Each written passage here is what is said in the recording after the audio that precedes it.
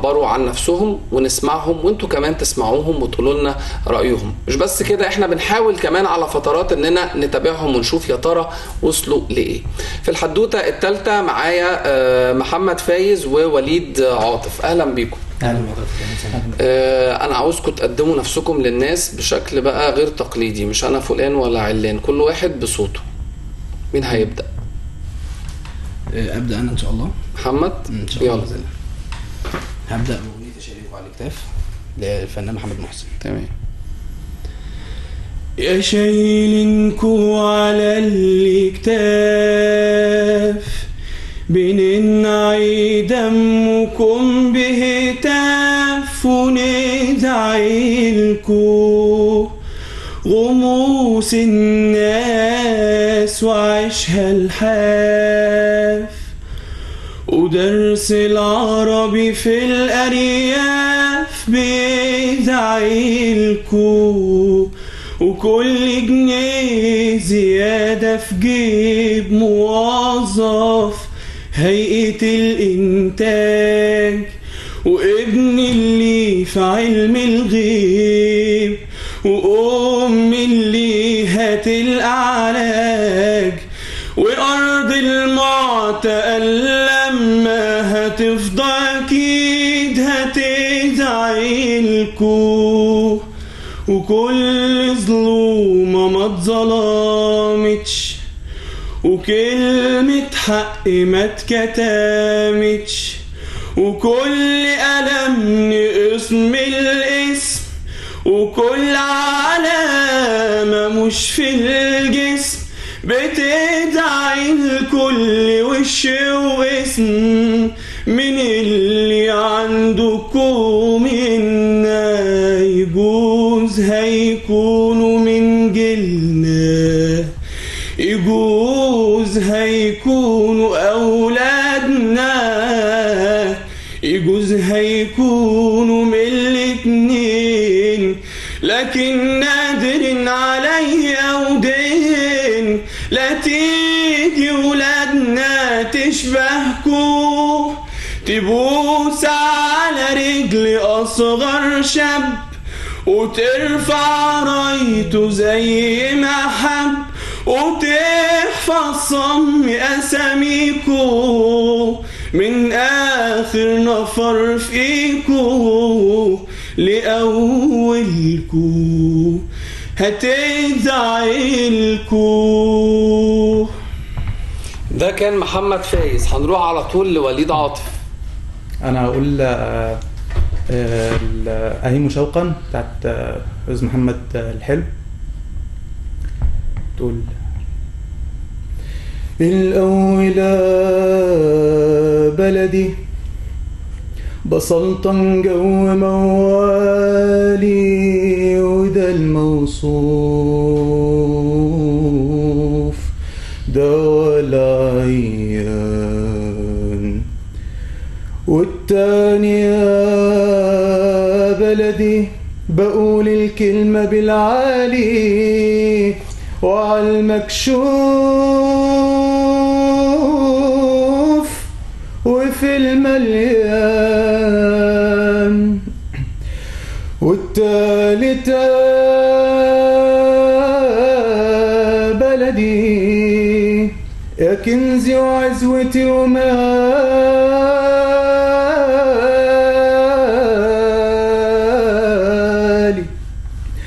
والتالتة بلدي يا كنزي وعزوتي ومالي،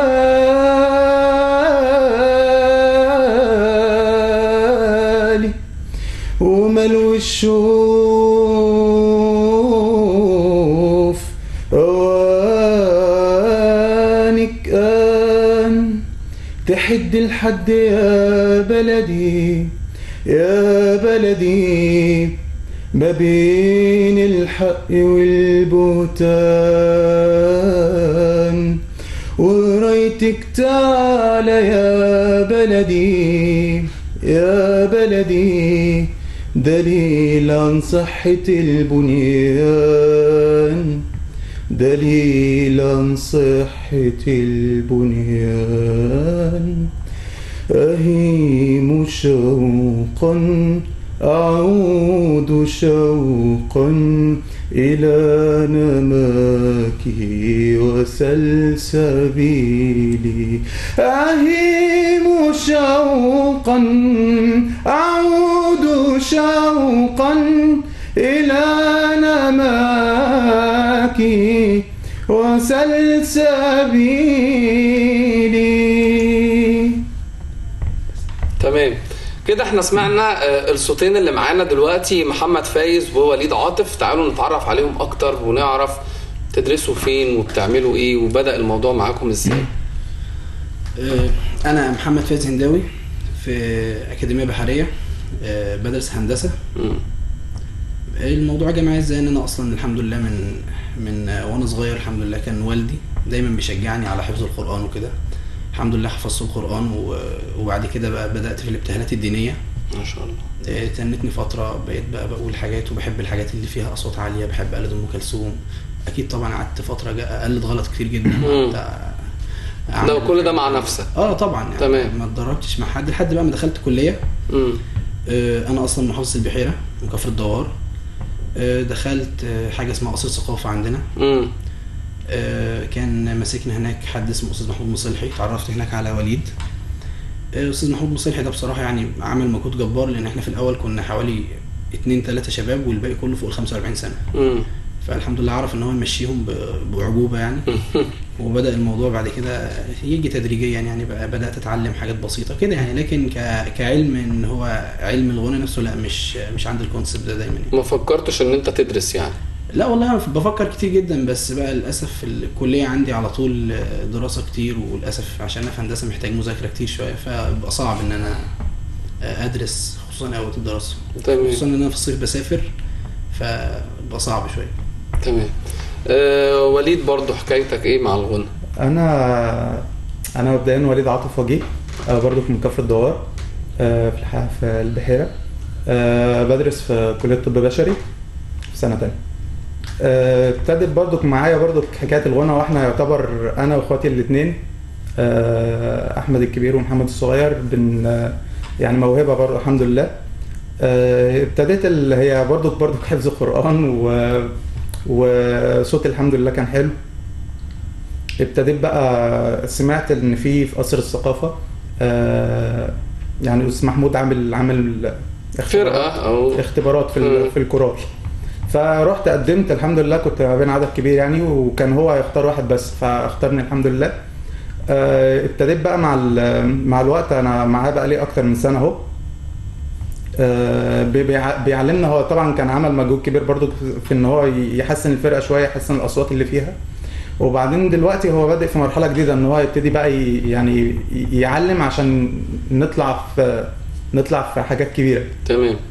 عملتوا حفلات يعني نزلتوا فيها؟ احنا عملنا حفلات بس لسه في المدينه بتاعتنا. تمام. انما لسه داخل نطاق قصر الثقافه. هو في دلوقتي يعني اهم الحاجات الجايه ان شاء الله في مسابقه بتاعت الموسيقى العربيه دهيت ان شاء الله داخلين فيها السنه دي، وداخلين بقوه ان شاء الله وربنا يسهل ان شاء الله. يلا محمد غني. انت ما عم تاخدني وش ليه كده؟ بالراحه. يلا. حاضر يا غني. هحب ان انا احاول ان انا ابدا بابتهال، لان سمعته محمد سعد وهو سبحت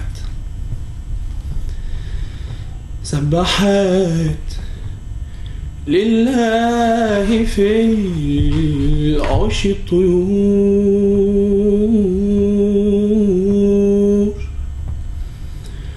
ترسل الأصوات عطرا للزهور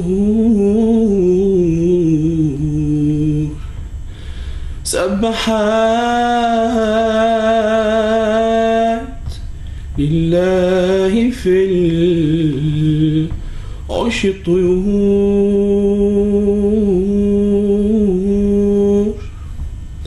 ترسل الأصوات عطرا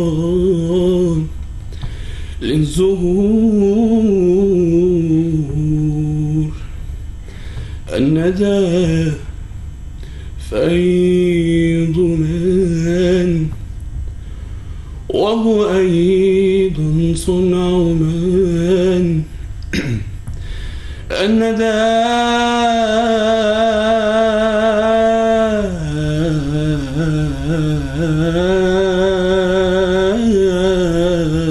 فيض من وهو أيد صنع من الخالق الله والرازق الله الخالق الله والرازق الله الله الله الله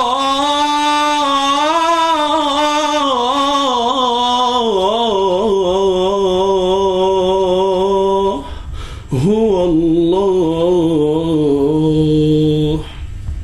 يا سلام يا استاذ عمرو، ايه رايك؟ قاعد بص يعني مدير التصوير معانا قاعد منسجم معاك. يلا يا وليد. انا يا من هواه أعزه وأذلني كيف السبيل إلى وصالك دلني يا من هواه أعزه وأذلني كيف السبيل إلى وصالك دلني أنت الذي حلفتني وحلفت أنك لا تخون فخنتني وحلفت أنك لا تميل مع الهوى أين اليمين وأين ما عاهدتني تركتني حيران صبا هائما أرعى النجوم وأنت في عيش هني لا أقعدن على الطريق وأشتكي وأقول مظلوم وأنت ظلمتني ولا أدعون عليك في غسق الدجى يبليك ربي مثلما أبليتني يا من هواه أعزه وأذلني كيف السبيل إلى وصالك دلني أنت الذي حلفتني وحلفت أنك لا تخون فخنتني يا من هواه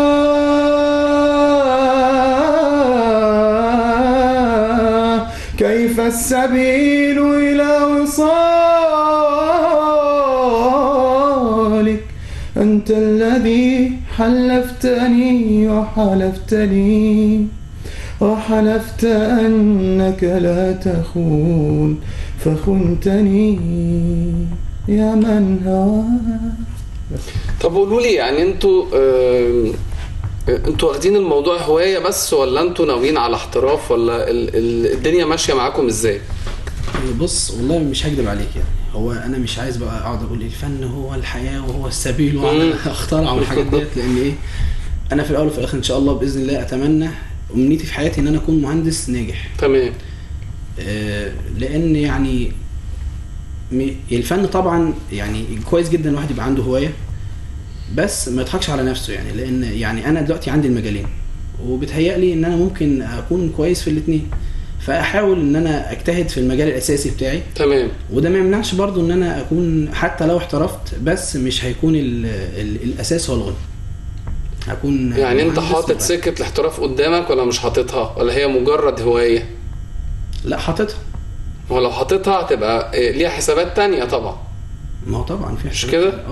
بس برضو يعني مهما وصل الاحتراف فانا هتني ان شاء الله يعني ايه بتغني مهندس، مش هتني مهندس وبتغني. بالظبط كده. تمام. وانت؟ انا بقى الموضوع عندي ان انا يعني انا الحمد لله انا شايف عندي هوايه حلوه، انا عندي موهبه حلوه بحاول استغلها قدر الامكان. بتدرب وبعمل يعني انا ياما ندمت في حاجات كنت املكها مثلا او كنت اقدر احسنها عشان ابقى احسن فيها، ان ما عملتهاش فندمت بعد كده. يعني انا دلوقتي حاطط قدامي الغنى دهوت مش برضك مش سكه احتراف، برضك ناوي احسن من نفسي واعمل برضك، بس انا طبيب، بس انا مش عايز اركن موهبه الغنى ديت على جنب عشان ما اجيش بعد كده اقول اشوف حد يعني اندم بعد كده ده انا كنت زمان احسن منه. دلوقتي هو بقى. طب انتوا في كلياتكم مش بتمارسوا الهوايه بتاعتكم؟ يعني اكيد عندكم في فرق وفي اتحاد طلاب وفي انشطه طلابيه وغيره يعني. هو انا اصلا اول ما اقبلت على الموضوع كان السنه دي تقريبا، كنت طول عمري بغني وكده مع نفسك بس كنت مندثر شويه. تمام.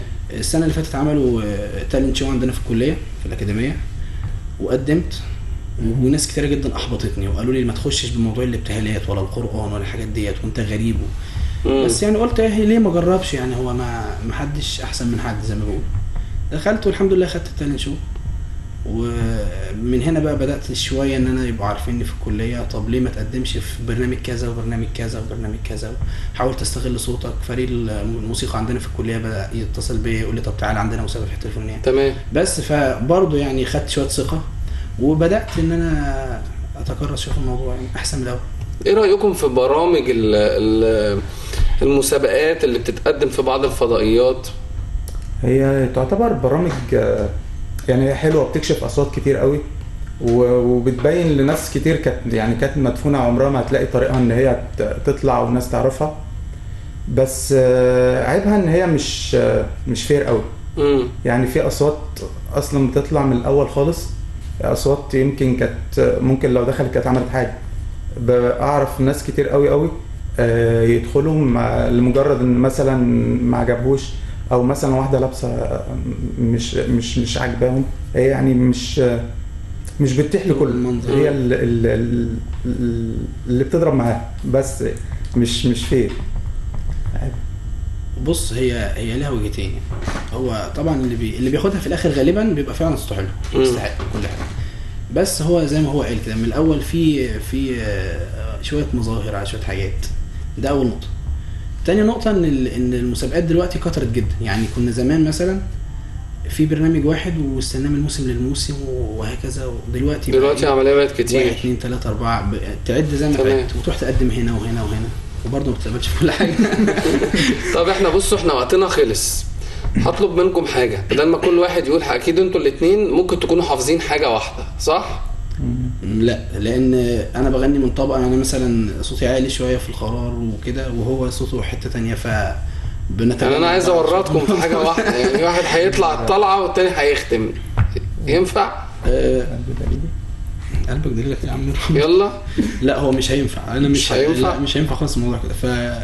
فممكن نغني اغنيتين مثلا صغيرين، كوبليه صغير بس عشان احنا خلصنا. يلا ابدا. انا هويت وانتهيت،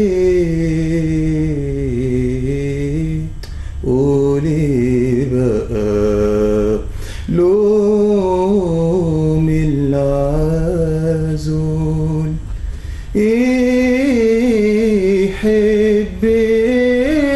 يحبني اقول يا ريت الحب بدا عني طول، وما دمت انا بهاجره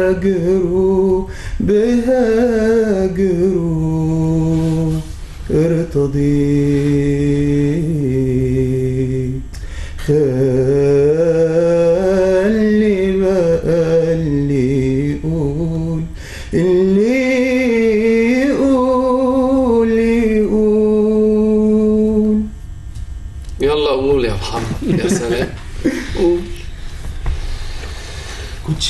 بلاش من لف في شوارعيك، يحرم عليه يبوس أرض غيك، والقلب القماش المكوي بعمايليك لسه معبق بريح عبيرك، والواد اللي عاش عمره يحايلك ونفسه اسمه يجي في رسايلك، والواد اللي عاش طول عمره يحايلك ونفسه اسمه يجي في رسايلك، ابعتيله وطمنيه ان انت قايمة ونايمة بيه، ابعتيله وطمنيه ان انت قايمة ونايمة بيه، وقت الشتاء تتدفي فيه، وقت الخطر تتحامي فيه، وبدل ما يقسى عليكي وبدل ما تدعي عليه لحد فيكو يهداله بال، واول ما تفضي تفك الريال وتجيبيله كوتشي بدال.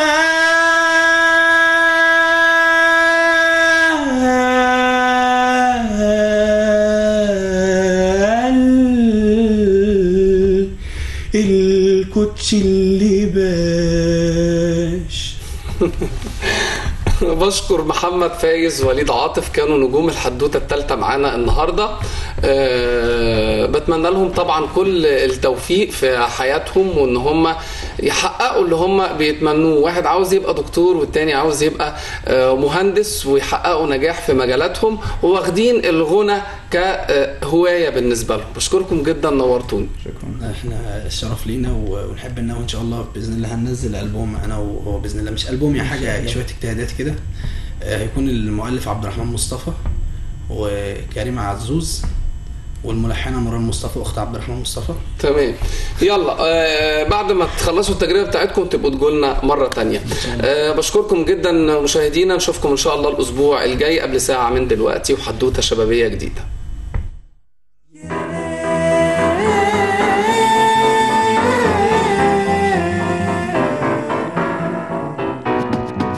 يلا نشوف كلنا مع بعض حدوته مش اي كلام، والشباب على زي بجد دي حقيقة ولا في الاحلام. يلا نشوف كلنا مع بعض